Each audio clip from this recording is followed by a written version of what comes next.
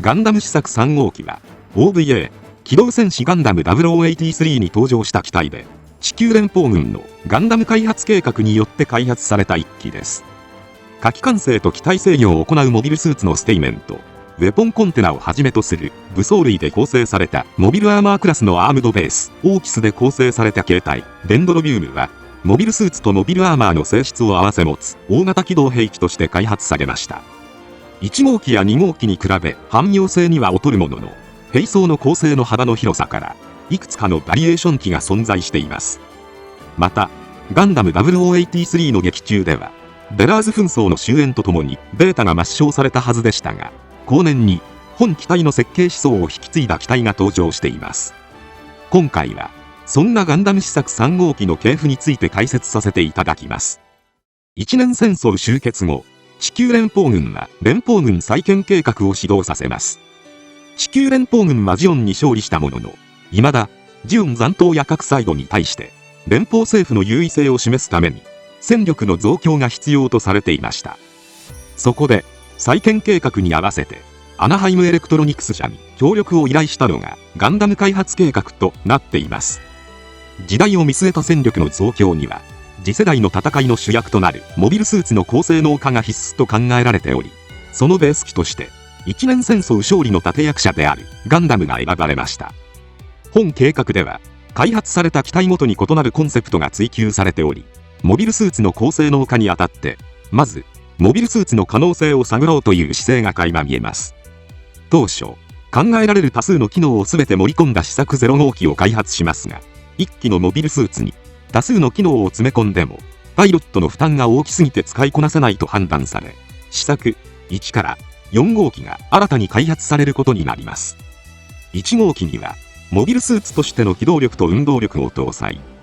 2号機にはモビルスーツとして用いる最強の攻撃力を搭載、4号機には1号機とコンセプトが被り、格闘戦や白兵戦を主幹としつつも高機動戦闘力を確保するシュツルムブースターが搭載されています。その中で3号機はモビルスーツの範疇を超えた最強の機動兵器というコンセプトで開発されました。これは一年戦争時、連邦軍がソロモン戦をはじめとした様々な戦場においてジオンのモビルアーマーの前では通常の戦艦やモビルスーツでは手も足も出ない様を目の当たりにしたことが大きく影響していました。こうしてモビルアーマーにも負けない最強の機動兵器として既存のガンダムのスペックや新機軸の機能などあらゆる兵器の要素を取り込むことで完成したのがガンダム試作3号機となります。こういった開発背景から本機はモビルスーツとモビルアーマー両方の特徴を併せ持ちます。モビルアーマーは確かに強力な兵器でしたが、モビルスーツに懐に飛び込まれ接近戦に持ち込まれた際の小回りの利かなさなどの弱点が顕著でした。そこで3号機は火器管制や機体制御を行うガンダムタイプのモビルスーツユニットステイメンと兵装を積載したモビルアーマー規模のアームドベースオーキスで構成するという形が取られました。そのため巨大な武器庫を備えたモビルスーツという解釈もできます。まずステイメンに関してはデンドロビウムの完成を行うコアユニットですが、同時にコックピット脱出システムとしての役割を持つためオーキスが使用できなくなった際にはパージしてステイメン単体でモビルスーツとしての戦闘も可能です。なおステイメンは宇宙空間での使用を前提として開発されており、オーキスとのドッキングを考慮して設置されたテールバインダーが獅子と連動することで高い機動性を発揮できるようになっています。そのため1号機フルバーニアンに匹敵する機動性を誇ります。グリプス戦役以降にはバインダーやスタビライザーを採用した機体が多く見られるようになったことから、ステイメンは非常に先見性のある技術が取り入れられていることが伺えるようになっています。頭部にはオーキスの複雑な火器管制システムやドッキングをコントロールするためのサブセンサーや通信システムが実装されています。一方でセンサー類に多くの容量を割いているためバルカン砲は搭載されていません。前腕部には展開可能なフォールディングアームが内蔵されています。3倍の長さに延伸できるためこれを使ってオーキスから直接武装を取り出します。胴体には他ガンダムと同様コックピットが内蔵されていますが、ステイメンに関してはオーキスと連動した際の複雑な操縦系をどうするかという懸念点がありました。そこで P スペック仕様と呼ばれるコアファイター 2SP を内蔵するコアブロックシステム仕様と全編周囲モニター仕様の2つを検討し、将来的に双方の機能を統合することを計画します。P スペックは複数の媒体で登場しています。まず OVA ガンダムイボルブ4では P スペック仕様とされていますが、ステイメンの外観はアニメ版と特に変わらず、コアブロックを活用する場面も見られませんでした。漫画リベリオンでは中戸少佐によって3号機が搬出される際には P スペックのコックピットでしたが、オーキスとドッキングして運用するためにはコアブロックシステムでは不可能ということで、全編周囲モニタータイプへと換装されていました。なお、漫画星屑の英雄では全編周囲モニター仕様になっているものの、どこからともなく現れた3号機用コアファイターに乗り、コロニー内へ向かう様子が描かれています。もしかすると、このコアファイターはステイメンから分離したのではなく、オーキスに格納していたのかもしれません。全編周囲モニターはアニメ版で登場した仕様です。もともとはステイメンのコックピットは全編周囲モニタのみとされていましたが、マスターグレードステイメンの発売により、もともとはコアブロックシステムだったという設定が追加されました。試作1号機がコアブロックシステム仕様、試作2号機が球体コックピットだったので、試作3号機はどちらのコックピットにも簡単に換装できるようになっています。漫画リベリオンではオーキス側に全編周囲モニタータイプのブロックが用意されており、モンシアが登場していたステイメンのコアファイターのみを排除してデンドロビウムをドッキングさせていました。武装としてはまずエネルギーパック式ビームライフルを持ちます。試作1号機のものより出力が向上しており、ビーム10手も内蔵しています。ビームサーベルはバックパックに内蔵。シールドは折りたたみ式のフォールディングシールドと呼ばれます。ベルヌグマリーネのビーム一発で破壊されているため、耐久性はあまり高くないようです。次にオーキスについてです。こちらにはモビルアーマーのような性質を担う大型の武装が多数搭載されています。まず機体下部には大型マニピュレーターの役割も果たすクローアームを装備。鉄器を挟み込んで破壊することも可能なほか、クロー内部には大型のビームサーベルが内蔵されており、戦艦のブリッジを一刀両断できるほどの出力を誇ります。なお、公式ウェブのモビルスーツ開発記録によると、ビグロやバルバロなどのようなアンバックシステム有効活用の経験則が生かされたと記載されているので、このクローを動かすことで細やかな動きができるようです。右側面には全長90メートルにもなるメガビーム砲を装備。戦艦の主砲と同等レベルの威力を誇り、主に要塞や艦隊攻撃に用いられます。ただ、モビルスーツのような小型の敵を狙うには取り回しが悪く、対モビルスーツ戦向きではありません。しかし、劇中ではゼロ距離射撃という印象的なシーンも見られました。コントロールグリップで照準を調整しながら機体ごとスラスターで方向調整していることから、コウがパイロットとして高い技量を持っていることがわかるのではないでしょうか。左側面にはアイフィールドジェネレーターを装備。ビームを変更、拡散するバリアーを機体全体に展開可能です。一年戦争後期以降は、連邦、ジュン双方に主流となったビーム兵器に対し、無敵の防御性能を誇ります。ただ、大量のエネルギーを使用する都合上、常時稼働させておくわけにもいかず、さらに機体に内蔵できるほど小型化できなかったので、弱点となるジェネレーターが外部にむき出しになっており、ガトーには弱点を見抜かれてジェネレーターを破壊されています。上部には2機のウェポンコンテナが搭載されています。各8機、計16機が搭載されていて、様々な武器を収納できます。まず大型収束ミサイルです。こちらは3機の大型ミサイルとブースターが内蔵されており、通常のミサイルよりも素早く目標に到達可能です。続いてマイクロミサイルコンテナです。側面に合計108発ものミサイルが搭載されていて、圧倒的な制圧攻撃を繰り出すことが可能です。映像でこれを見たとき、アムロだったらどうやってこの弾幕に対処するのか気になった方も多いのではないでしょうか。次に後方揚撃ミサイルバックです。こちらはガンダムイボルブ4に登場した兵装で、主に敵陣営を突破した際に後方に対する迎撃として使用しており、計84発ものミサイルを搭載しています。続いて爆導柵です。長さ500メートルもの導爆線で推進機付きの先端部を射出し、目標周辺を囲むように導線を投棄した後爆破させます。劇中では射出した導線を付随しつつ無彩を囲い込むように配置して爆破させていました。ちなみに無彩の全長は媒体によって異なるものの197メートルか234メートルほどなので、爆導策はちょうど戦艦1隻を囲うくらいの長さの導爆線を射出できるということになります。続いて離脱用フレアです。戦線を離脱する際に射出し、探索機などを使用不能にする目くらまし用の兵装でノイエジールに対して使用する様子が見られました。さらに折りたたみ式のフォールディングバズーカも内蔵されており、ステイメンが両手に構えて使用できるようになっています。このように圧倒的火力を持つオーキスはデンドロビウムとして運用した際にモビルアーマーとしても最大級の火力を誇る規格外の機体として完成しています。しかしビグロなど従来のモビルアーマーとは異なり、右側に射撃兵装、左側に防御兵装、そして背部にバックパックというモビルスーツらしい構成で設計されていることが伺えます。アニメ劇中では試作1号機を失いガトー追撃のために戦力の補充が必要となったアルビオンがラビアンローズで本機を要請しました。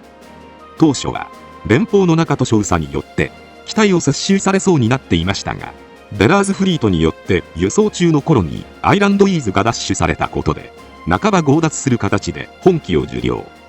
その後急ピッチで機体の調整を進めた後、コロニー落下を阻止するために出撃。圧倒的な火力でベラーズ軍を次々に撃破していきました。最終的に NATO のノイエジールとの戦いで敗北寸前となりますが、ソーラシステム2の照射に巻き込まれ決着はつかずじまいとなりました。その後機能不全となったオーキスをパージし、ステイメン自体は健在のままベラーズ紛争を終えています。終戦後は連邦上層部がガンダム開発計画を抹消したため、本機も解体破棄されたものと考えられます。アニメ版ではデンドロビウムの圧倒的火力が印象的で、ステイメンは最後にビームライフルを乱射した程度しか出番がありませんでしたが、漫画リベリオンでは新形態とステイメンの活躍が多く描かれています。まずラビアンローズで機体を受領する点は同じですが、初起動時には機体の調整が済んでいないためかウェポンコンテナなしの状態で同じく未完成のノイエジールと交戦しています。なおリベリオン版ではオーキス側にもコックピットが設けられているため、ステイメンにコウが登場。オーキスにはアニメ版では月面の戦いで死んだジオン残党ケリー・レズナーが登場して火器管制と機体制御を分担しています。その後コウはこのままの兵装ではノイエジールには勝てないと判断し、アルビオンで重火力への換装を行いますが、ノイエジールとの2度目の戦闘では連携の乱れを突かれ損傷してしまいました。そこでステイメンを中核に機動力と火力を両立させた調整が施されます。こうして追加で2機のコンテナを増設し、コンテナにもさらに4機のスラスターを増設したことで、火力機動力ともにこの当時最強レベルの機動兵器として完成し、再びノイエジールとの激闘を繰り広げました。しかしバスクがソーラシステムを照射し、決着はつかずじまいとなりました。そしてコウとガトーとニナがコロニー制御室で争った後、コウはオーキス自体にダメージが蓄積していたことから、オーキスからウェポンシステムを分離してノイエジールとの最終決戦に挑みます。ここで登場したのがステイメン&ウェポンシステムです。元はガンダムフィックスレギュレーションでデザインされた形態で、オーキスに装備されていたブースター4機とメガビーム砲、アイフィールドジェネレーター、マイクロミサイルコンテナ4機、そしてステイメン用の武装から構成されたいわゆる簡易版オーキスを装備した形態です。デンドロビウムは大火力を生かした艦隊や拠点攻撃能力が高い反面、大型がゆえに小回りが効かないという欠点がありましたが、本形態は試作兵器であるミノフスキー粒子をプラズマ化して噴射するイオンドライブ推進を搭載することで俊敏な軌道を取ることができます。ただしステイメンのジェネレータ出力ではアイフィールドと同時稼働できず、ビームサーベルも出力不足になってしまうなど試作兵器がゆえの弱点もあります。作中ではコロニー上でノイエジールと戦う中、背面を簡単に取るほどの機動力を見せるも弱点をガトーに見抜かれ劣勢になる様子も見られます。しかし最終的には重力圏に入り機体が重くなったことでウェポンシステムをパージ。ステイメンで接近戦へと持ち込んでガトーに勝利しました。